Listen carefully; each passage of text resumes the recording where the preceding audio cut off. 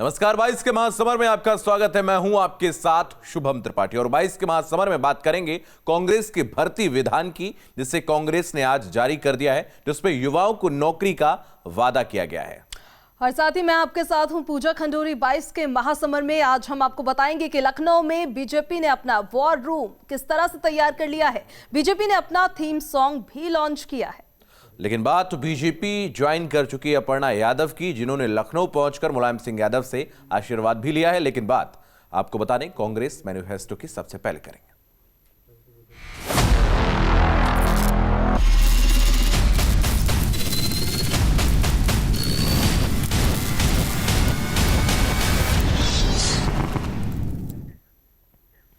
UP चुनाव के लिए कांग्रेस ने शुक्रवार को अपना मैनिफेस्टो जारी कर दिया है, जिसका नाम भर्ती विधान रखा है। भर्ती विधान में युवाओं पर दरअसल जोर दिया गया है, जिसमें सत्ता में आने पर 20 लाख रोजगार देने का वादा किया गया है और परीक्षा प्रणाली में सुधार की बात की गई है।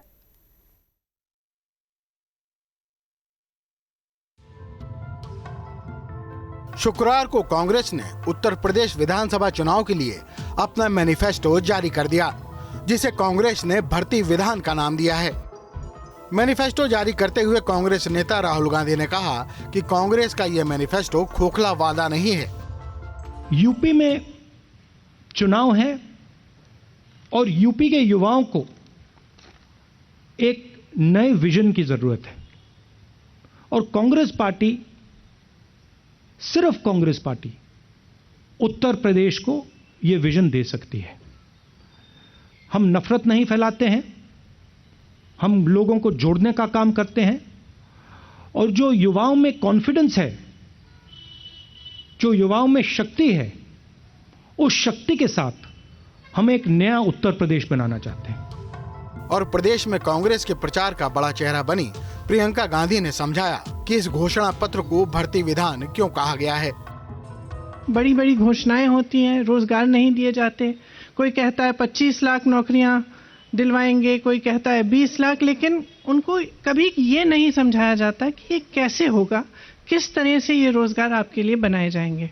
हमारा ये प्रयास रहा है कि जो नौजवानों की समस्याएं हैं वो सब इसी भर्ती विधान में उनको सुलझाने का एक हमने खाका तैयार किया है।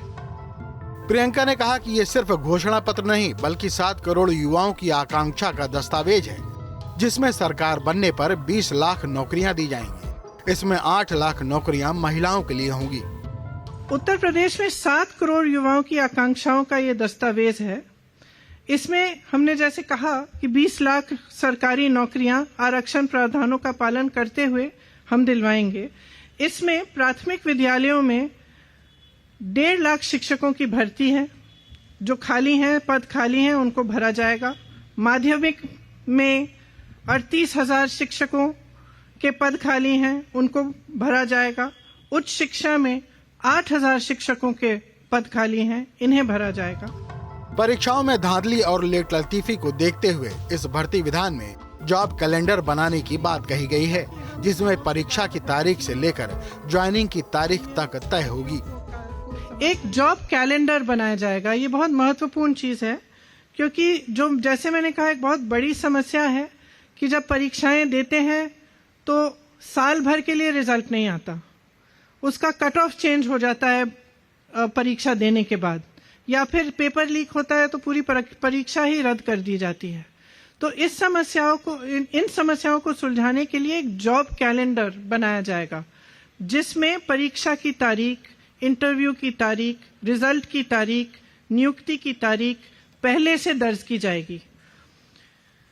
इसका कड़ाई से पालन करवाएंगे और इसके उल्लंघन पर जुर्माना किया जाएगा।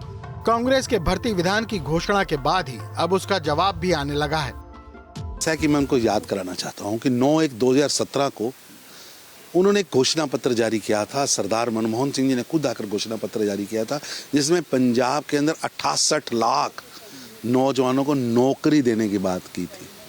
मेरे पास मैनिफेस्टो पड़ा नहीं है, प्रियंका गांधी जी और राहुल गांधी जी को तो मैं भेज सकता। जनता को बता तो दें, आपने 5 साल सरकार चलाई, 68 लाख में से कितनी नौकरियां मिली। आपने कहा था कि पंजाब के हर नौजवान के जेब में मोबाइल आएगा, एक भी मोबाइल बांटा है? और आवेदन पत्र तक साइन करा के रख लिए गए। वो कांग्रेस कार्यालय में ढेरों के ढेर, ट्रकों के ट्रक पड़े। इस बार कांग्रेस का जोर युवाओं पर है, तभी नौकरी की भर्ती प्रक्रिया को निशाना बनाया गया है। प्रियंका गांधी ने इससे पहले महिलाओं के लिए अलग से घोषणा पत्र जारी किया था, जिसमें मुफ्त बस सेवा, साल में 3 गैस सिलेंडर मुफ्त देने और सरकारी नौकरी में 40% आरक्षण देने का वादा किया गया था। Team news state. जो हमारी पार्टी तो यूपी चुनाव में कांग्रेस और प्रियंका वाड्रा भी इस वक्त एक्टिव नजर आ रही हैं। कांग्रेस का भर्ती विधान क्या है आपको बताते हैं। युवाओं पर कांग्रेस का जोर दिया गया है। इसके अलावा प्राथमिक विद्यालय में 1.5 लाख नौकरी देंगे, यह वादा किया गया है। माध्यमिक में अगर हम बात करें तो 38,000 नौकरियां देने की बात की जा रही है। उच्चतर में 8,000 पद भरे जाएंगे। और अगर हम बात करें पुलिस विभाग में तो पुलिस विभाग में 1 लाख पदों पर भर्ती की जाएगी, ऐसा कांग्रेस ने कहा है। 20,000 आंगनबाड़ी कार्यकर्ताओं की भर्ती की जाएगी, ये भी वादा है। और 27,000 सहायिकाओं के पद पर भी भर्ती इस दौरान की जाएगी। 12,000 उर्दू शिक्षक की भर्ती की जाएगी और 2,000 संस्कृत शिक्षकों की भर्ती कांग्रेस करेगी, ऐसा उन्होंने दावा किया है। 32,000 फिजिकल एजुकेशन ट्रेनर्स होंगे।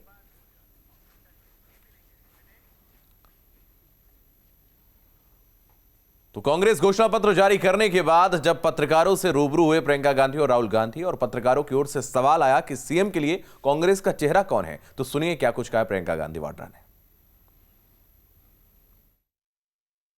मुख्यमंत्री के चेहरे को लेकर अक्सर सवाल उठते रहते हैं। आपको किसी और का चेहरा दिख रहा है जी यूपी में कांग्रेस पार्टी की तरफ से? जी, तो फिर तो आप ही चेहरा है मतलब? अब दिख तो रहा है ना सब जगह मेरा चेहरा। जी ठीक। तो मोहित राज दुबे हमारे सहयोगी इस वक्त हमारे साथ जुड़ रहे हैं। अधिक जानकारी के लिए उनके पास चलते हैं। मोहित, आपके पास आऊंगा। प्रियंका गांधी वाड्रा की अगर हम बात करें तो नौकरियों का उन्होंने खाका खींचा है और कहा है कि एक जॉब कैलेंडर उनके द्वारा बनाया जाएगा अगर वो सत्ता में आते हैं तो।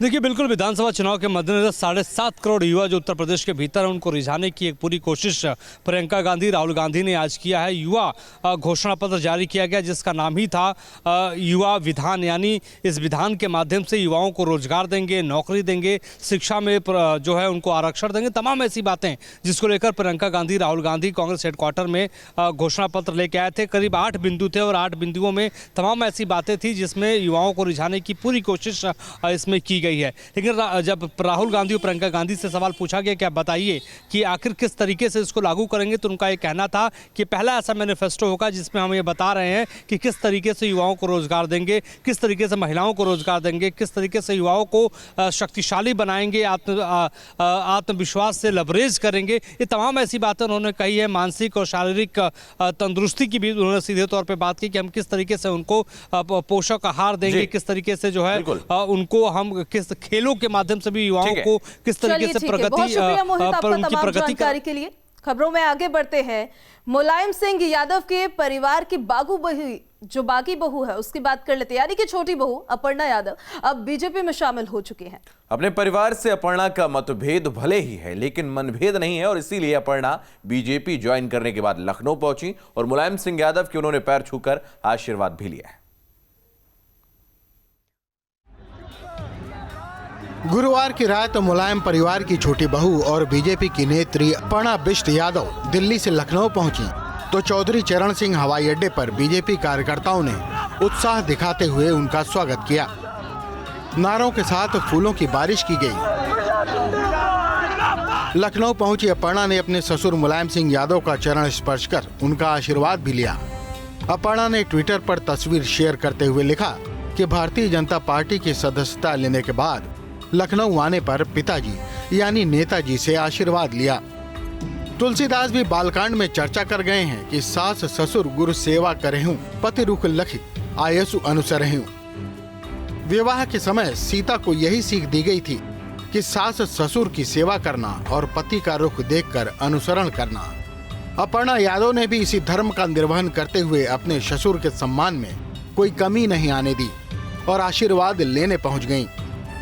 बीजेपी ज्वाइन करने के बाद ही अपर्णा यादव ने कहा था कि कि वो मुलायम परिवार की बहू हैं और दायित्वों का निर्वहन करती रहेंगी। परिवार से बिल्कुल विमुख नहीं हूँ, मैं परिवार की बहू हूँ और मुझे अपने दायित्वों का मैंने हमेशा से निर्वाह करती आई हूँ, आगे भी करती रहूँगी और मेरे बड़ों का सबका आशीर्वाद है मेरे साथ। जी। अपर्णा यादव मुलायम सिंह यादव के छोटे बेटे प्रतीक यादव की पत्नी हैं और समाज सेवा से लंबे समय से जुड़ी रही हैं। राष्ट्रवाद उनमें कूट कूट कर भरा है, तभी तो एक सियासी परिवार से होते हुए भी उन्होंने बीजेपी की आइडियोलॉजी को माना और बुधवार को बीजेपी में शामिल हो गईं।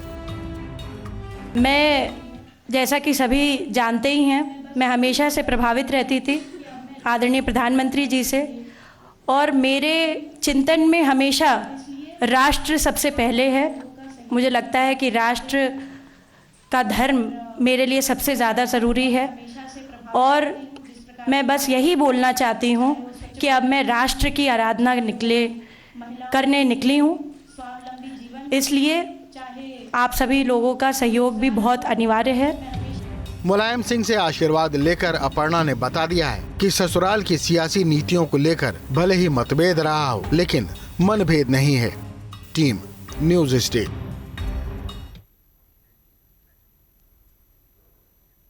चलिए, तो नेताओं के लिए भले ही चुनाव से बढ़कर कोई उत्सव नहीं होता, इसलिए गोरखपुर में एसपी के कार्यकर्ता घर घर जाकर हल्दी बांट रहे हैं और साथ ही प्रचार कर रहे हैं।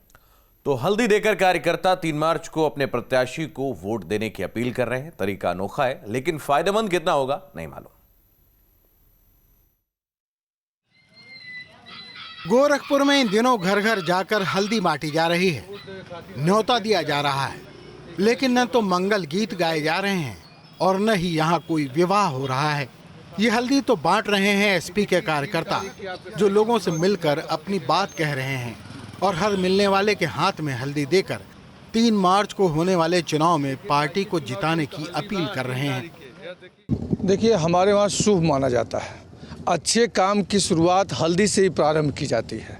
तो हम समाजवादी हैं, समाज के लिए काम करना चाहते हैं। आपने देखा भी होगा, इसके पहले भी यही सूरजकुंड का ओवरब्रिज था जिसके रास्ते आप आए होंगे। काफ़ी दिनों तक लोग यह शहर बटा हुआ दिखाई देता था, लेकिन समाजवादी पार्टी की सरकार थी। हम लोग के मुखिया आदरणीय अखिलेश यादव ने हमारे पहल पर यहाँ के लोगों को पुल दिया। बहुत सारे ऐसे काम थे जो हम लोग समाजवादी पार्टी के समय में सड़क बनवाए, हम लोग नाला का काम किया और हम लोग गांव-गांव घर-घर चलने का काम किया। और उस समय भी आपने कवरेज किया होगा कि जब हम विधायक थे तो हर साल 100 निर्धन बेटियों की शादी करवाते थे और उस समय भी आप हल्दी में आया करते थे। तो हम लोगों के अच्छे काम की शुरुआत हल्दी से होती है। आज हम लोग समाजवादी लोग हैं। किसी भी शुभ काम के लिए निमंत्रण देने के लिए हल्दी बांटने की परंपरा प्राचीन काल से चली आ रही है। एसपी के प्रचार में निकले कार्यकर्ता हल्दी बांटकर न्योता तो दे रहे हैं, लेकिन योगी और निषाद के रहते ये हल्दी एसपी के लिए चुनाव को कितना शुभ बना पाएगी। अब आप तो समझ रहे हैं, जिस पार्टी का नाम जात पर रखा गया हो वह समाज का कितना उत्थान कर सकता हो।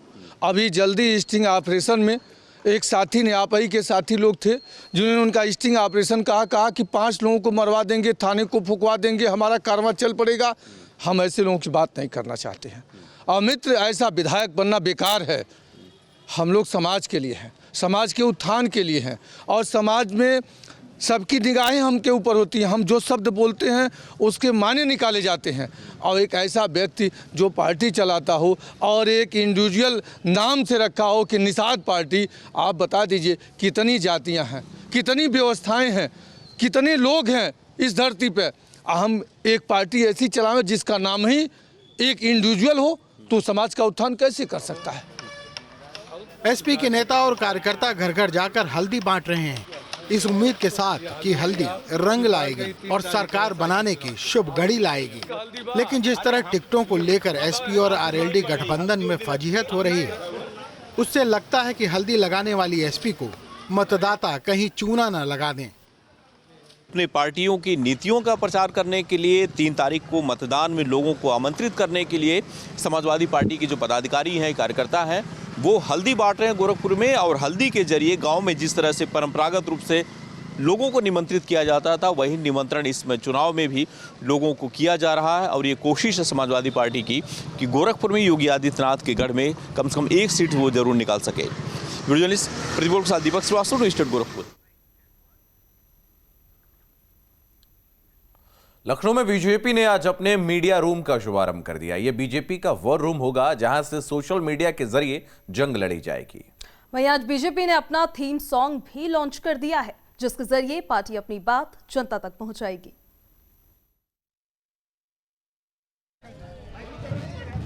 यूपी के चुनाव में बीजेपी का वॉर रूम तैयार। टेक्नोलॉजी के जरिए लड़ी जाएगी सियासी जंग। चुनावी जंग में सोशल मीडिया ही होगा सबसे बड़ा हथियार।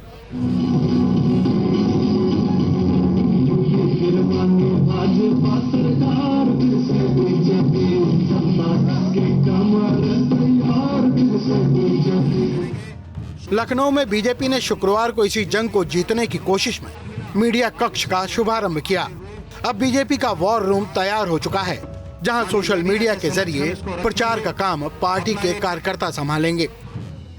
पहली बार हुआ है कि जब ना तो कोई जनसभा हो रही है, ना कोई पदयात्रा हो रही है, ना कोई रैली हो रही है, वैसे में जो राजनीतिक दल हैं वोटर्स तक पहुंचे तो पहुंचे कैसे?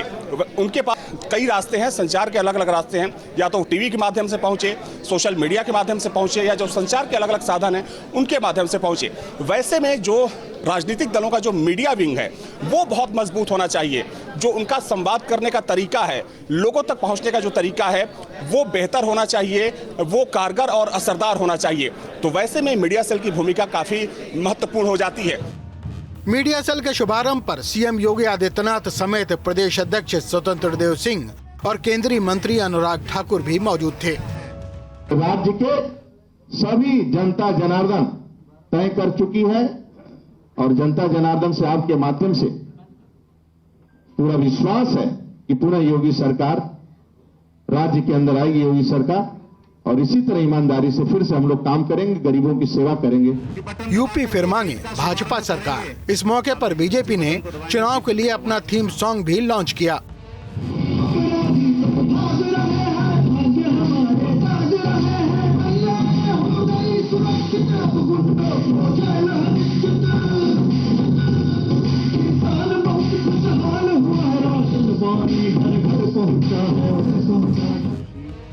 मुख्यमंत्री योगी आदित्यनाथ ने सरकार की योजनाओं का जिक्र करते हुए युवाओं के रोजगार की बात की, तो घर घर बिजली पहुंचाने की चर्चा भी की। लेकिन सीएम इस मौके पर प्रदेश की कानून व्यवस्था और बुलडोजर की बात को कहना नहीं भूले। जो माफिया सत्ता का शागिर्द बनकर के गरीबों का, व्यापारियों का, संभ्रांत नागरिकों का जीना हराम करते थे, बहन और बेटियों के लिए जिनके बाहर यानी जिन माफियाओं के कारण बाहर नहीं निकल पाती थी, उन माफियाओं के घरों पर, उनकी अनैतिक और अवैध कमाई पर बुलडोजर चलाने का काम भी सरकार ने किया है, डबल इंजन की सरकार ने किया है। और इसलिए भाइयों बहनों, आज मैं इस बात को कह सकता हूं कि भारतीय जनता पार्टी की सरकार जो कहा था सो करके दिखाया। मीडिया सेल के उद्घाटन के साथ ही बीजेपी ने रोचक हैशटैग, जोशीली धुन और तुरंत प्रतिक्रिया के साथ डिजिटल दुनिया में अपना प्रचार अभियान शुरू कर दिया, जो पार्टी की बात जनता तक इन माध्यमों के जरिए पहुंचाएगी। लखनऊ से अंशुमान सिंह के साथ टीम न्यूज स्टेट। तो बीजेपी से बर्खास्त होने के बाद कांग्रेस की ओर टकटकी लगाए बैठे हरक सिंह रावत की आखिरकार कांग्रेस में एंट्री हो गई और हरक सिंह रावत के साथ उनकी बहू ने भी कांग्रेस ज्वाइन कर ली है। हरक सिंह रावत ने कहा है कि पार्टी उनका जहां भी इस्तेमाल करेगी उन्हें मंजूर होगा। बीजेपी से बर्खास्त होने के बाद हरक सिंह कई दिनों से दिल्ली में डेरा जमाए हुए थे। हरक बीजेपी हाईकमान से अपनी बहू के लिए टिकट की मांग कर रहे थे। अब प्रेशर पॉलिटिक्स और कांग्रेस के साथ नजदीकी के चलते हरक सिंह रावत को बीजेपी ने बर्खास्त कर दिया।